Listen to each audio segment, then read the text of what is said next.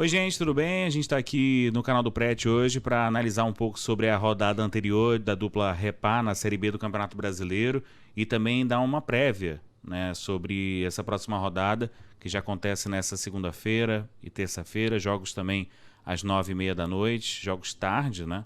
Curuzu e também Estádio do Serrinha, já é o retorno do Campeonato Brasileiro, os jogos de volta, o segundo turno. E eu estou aqui com ele, Guzo Neto, que está aqui do meu lado, vai aparecer para você nesse momento. Guzo, dá um tchau aí pra galera, um alô. E aí, galera, tudo bom? Tranquilidade e aí, Gilmar? Beleza? Tudo certo? Tudo certo. Jogos difíceis, né? Jogos complicados para a dupla Repá, para Paysandu e Remo. Paysandu enfrenta o Atlético, que é uma equipe que cresceu muito na Série B, né? Ficou muito tempo na zona de rebaixamento, do nada fez 10 pontos em 4 jogos, né? São 3 vitórias e um empate. E vem para um jogo diante de uma outra equipe que cresceu demais, que é o Paysandu, né? Para um duelo bem interessante, inclusive um time que comandado pelo Claudinei Oliveira, que ainda não perdeu. Exatamente, o Paysandu tem uma missão árdua aí, claro que é melhor jogar em casa do que jogar fora, então o Paysandu tem o apoio da sua torcida, né, no jogo de amanhã, segunda-feira, mas enfrenta o time que mais cresceu nesse último, vamos dizer, nessa derradeira parte do primeiro turno, que é o Atlético, que é praticamente o clube, a coqueluche do momento, né? Então mais um time difícil que o Paysandu vai enfrentar, porque ele já vinha enfrentar o líder, né, o então líder Curitiba, depois foi enfrentar o Amazonas, que é outro time em ascensão, né? Era um time em ascensão, conseguiu um empate heróico com um jogador a menos e agora enfrenta com a vitória, né? Mas exatamente, teve aquele probleminha, né, com aquele jogador, né? O Novilho foi expulso, né? Aquelas coisas que a gente não consegue, né, ainda explicar como é que isso está acontecendo com os nossos times paraenses, né? E geralmente, né, nesses momentos mais vamos dizer, que importam, né? Esses momentos mais urgentes que os clubes paraenses precisam, acontecem esses erros de arbitragem. Esse aqui é um problema seríssimo que a diretoria do Paysandu já buscou, né, resolver, né, tentar expandir, né, mostrar para todo mundo esse problema que aconteceu quando o jogo do Atlético Goianiense. Sim. E agora novamente, outra vez, né, depois do Curitiba, agora o jogo do Amazonas também teve um prejuízo muito grande para o time do Paysandu, que estava claramente bem na partida, dominando o jogo, com um ataque, sabe, muito eficaz, roubando todas as bolas no campo defensivo do Amazonas. Então o Amazonas estava cercado, não sabia o que fazer e achou uma expulsão. E o Paysandu que teve praticamente o mesmo time, só mudou o Maurício Antônio, que acabou sendo sacado do time titular, porque o Thalisson voltou, né? Mas agora fica sem Novídio, né, para esse jogo contra o Atlético. Você acha que é o momento do Thiago Heleno talvez entrar, ou então a volta do Luan Freitas ali na zaga? Eu acho que o Maurício Antônio vai entrar novamente, porque ele vem entrando, né, o jogador que está acompanhando, né, essa evolução do Paysandu nesses últimos 2 jogos, aí ele que entrou. Eu acho que a tendência é que ele jogue, o Maurício Antônio. Agora, o Thiago Heleno dispensa comentários, é um jogador que joga a primeira divisão há muitos anos, tem uma experiência, uma vasta experiência. Será que ele já aguenta os 90 minutos? Né? Esse é o problema, né? Ele teve uma lesão recente, né? Sem nem praticamente jogar 90 minutos, ele já teve uma lesão, né? E agora tem que ver as condições físicas dele. O Luan Freitas era um jogador que não passava tanta segurança assim, mas resolvia, né, fazer o seu papelzinho ali tranquilo. O Novilho realmente era o melhor zagueiro, né? Nas últimas apresentações do Paysandu com o Claudinei Oliveira, o Novilho foi o destaque defensivo. E aí, sem ele, né, o Paysandu vai ter que fazer um rearranjo ali na zaga para ter essa estabilidade, saber quem é aquele cara que domina, porque a primeira bola sempre o Novilho ficava no rebote. Então o meio de campo conseguia ou tentar fazer o primeiro combate, depois vinha o zagueiro, que no caso é o Thalisson, né? E aí depois o Novilho ficava na sobra porque ele sempre decidia, né? Então sim, agora o Paysandu vai ter que rearranjar aí a zaga, como é que vai ser, quem é o jogador que vai ser esse decisivo, a última tentativa antes do goleiro. Que vai ser o quarto zagueiro, que vai ser o zagueiro central, né? O Luan Freitas jogou até de lateral direito, né? Improvisado um tempo. Achei até melhor do que ele como zagueiro, que ele estava passando uma insegurança aí pro Paysandu. Tem gente que chama ele de irmão ruim, né? O gêmeo ruim. Gêmeo ruim. É uma brincadeira, que merece, claro. Né? Um filme do Adam Sandler. Tem isso. Enfim. Cada um tem um gêmeo que merece. Né? Agora, o Rossi não joga, né? O Rossi ia viajar para o Amazonas, né, para Manaus, não se juntou à delegação do Paysandu. É uma falta ou você acha que essa roça dependência acaba ajudando o Paysandu, tirando essa roça dependência no caso? Eu acho que o jogador bom, ele sempre agrega, né? Não importa como, se ele entra durante o jogo, se ele tá participando desde o início, mas o Rossi é um jogador de muita qualidade, né? Ele não ter feito falta nos últimos 2 jogos do Paysandu não significa que ele não seja importante, né, para o Paysandu desenvolver esse jogo.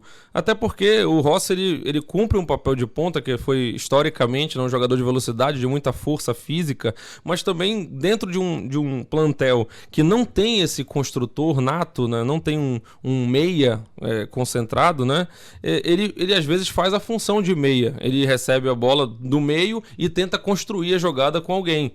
Então ele é aquele cara que enxerga um pouco mais longe que os outros jogadores do elenco.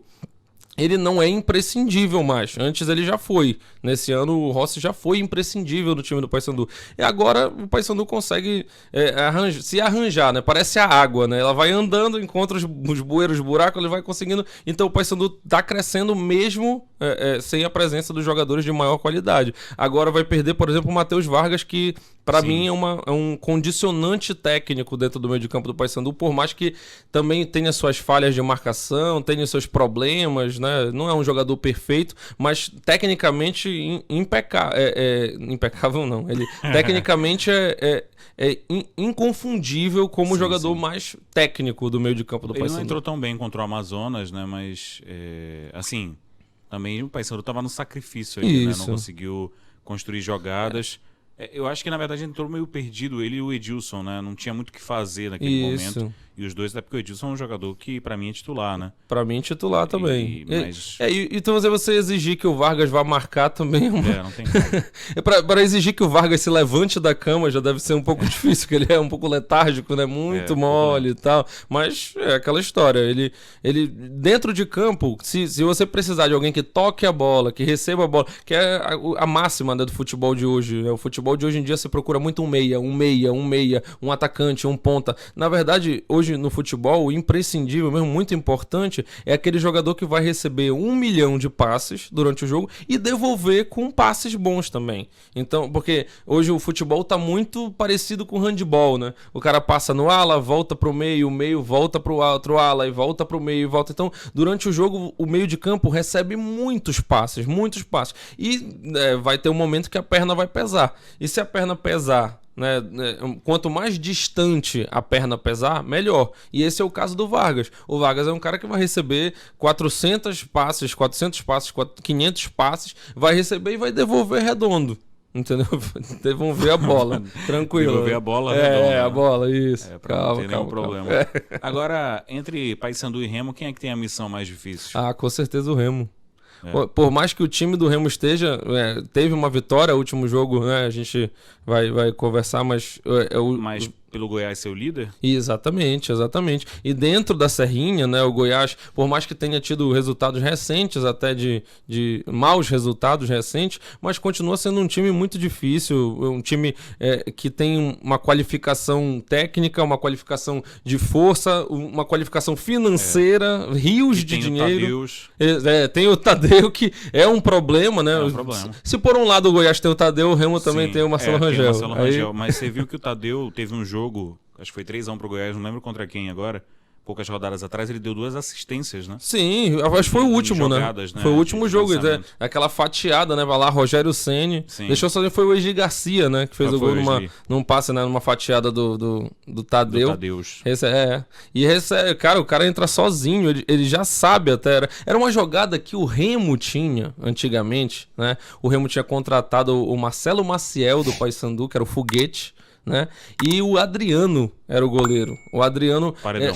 O Adriano Paredão, a bola vinha, o Adriano pegava a bola, já o foguete já já cortava e ele fatiava pro foguete. Era a jogada principal do Remo, inclusive. Não era um time muito técnico na época, tinha o Adriano e o foguete, e conseguiam resolver, conseguiam resultados. Eu sempre digo, né, que o time tem que dançar conforme a música. Tem times que não tem tanta qualidade. E se você tiver uma jogada importante, essa jogada se satisfaz, se consegue resolver a partida, essa é a jogada fundamental. Isso é que tem que ser feito. Entendeu? Não tem que inventar muito. Você tem que inventar quando você tiver condições de inventar. Né? A gente não tem que inventar. O Fluminense, por exemplo, na última partida, né, do Mundial de Clubes contra o Chelsea. Entendeu? Sem o Samuel Xavier e sem o Martinelli. O time não conseguiu render. Não é que seja um time ruim. O Fluminense, muito pelo contrário, foi o melhor brasileiro nessa Copa. Mas sem jogadores fundamentais, a jogadinha que não funciona, ela acaba com o jogo. Ela acaba com aquele planejamento que se tinha de avançar, de conseguir um certo... Porque essa jogada de segurança não vai mais existir sem o Samuel Xavier. Então... Não, pode continuar. Então é muito difícil realmente você permanecer com o planejamento que você tinha, com a forma de jogar que você tinha, sem um jogador fundamental. Então é basicamente isso. Agora, o Antônio Oliveira acabou ganhando uma moral com essa vitória em casa contra o Avaí.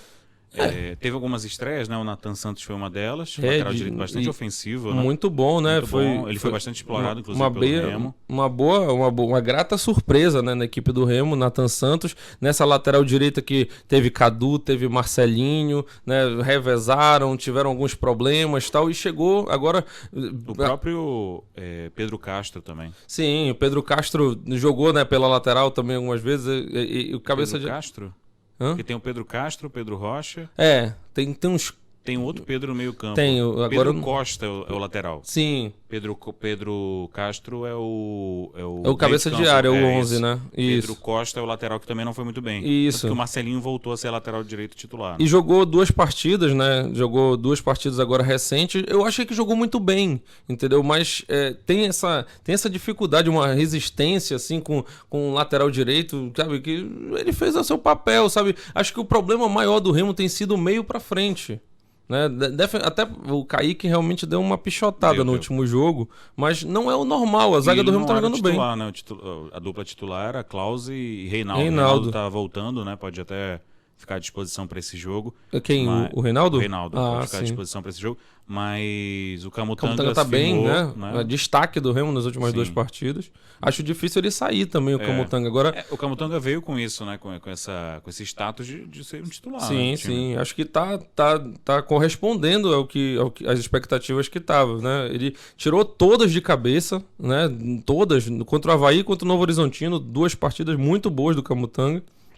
Né? E o Kaique complementa ali, né? Complementou, ele deu esse erro, mas... Ele é bem jovem também. Exatamente, também, né? É jovem.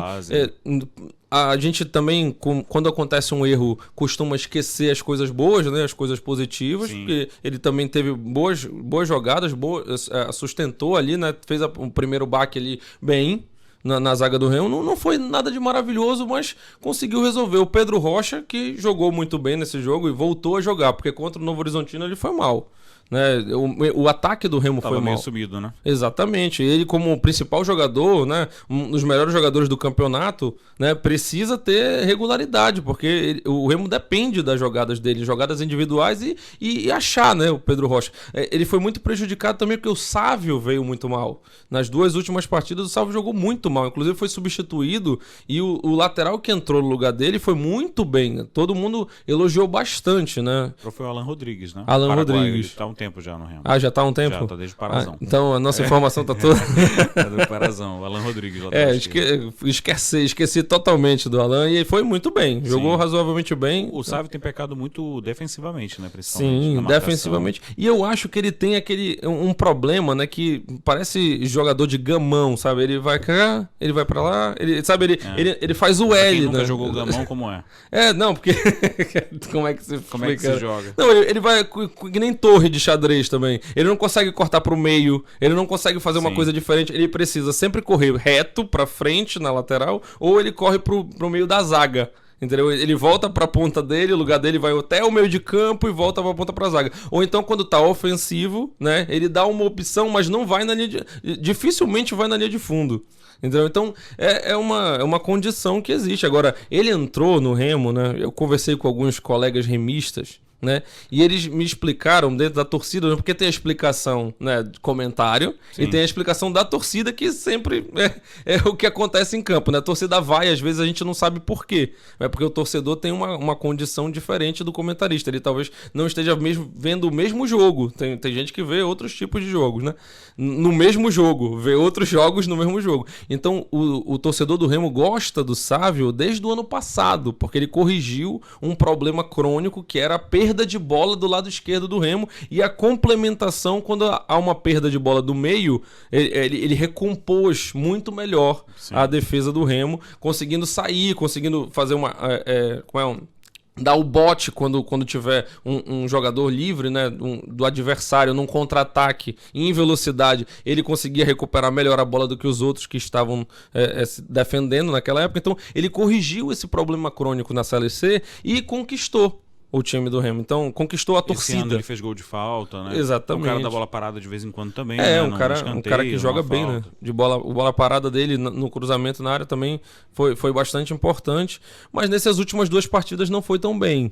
E aí ele levanta, né, sempre o sinal vermelho aí para torcedor do Remo, né?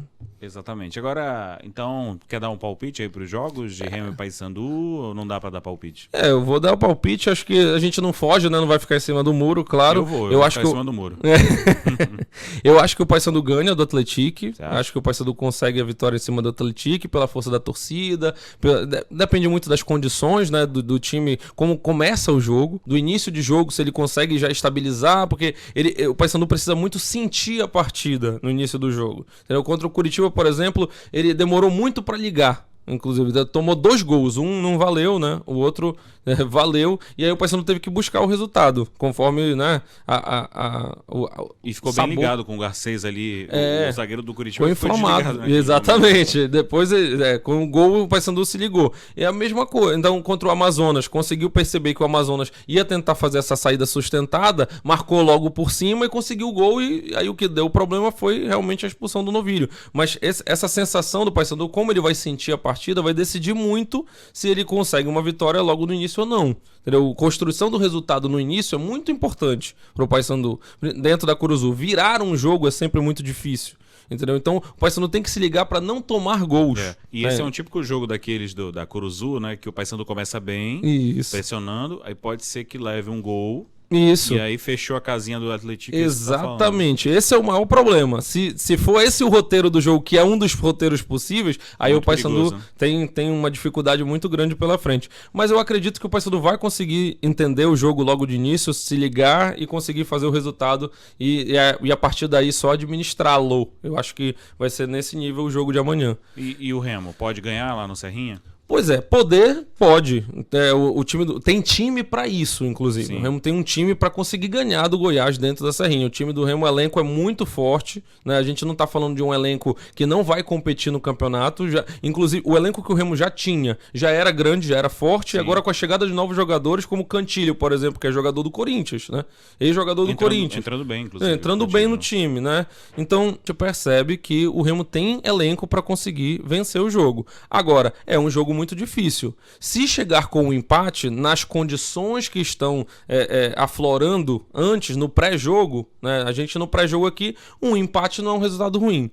Dentro de campo, a gente vai ver se o que o Remo apresentou valeu um possível empate ou não.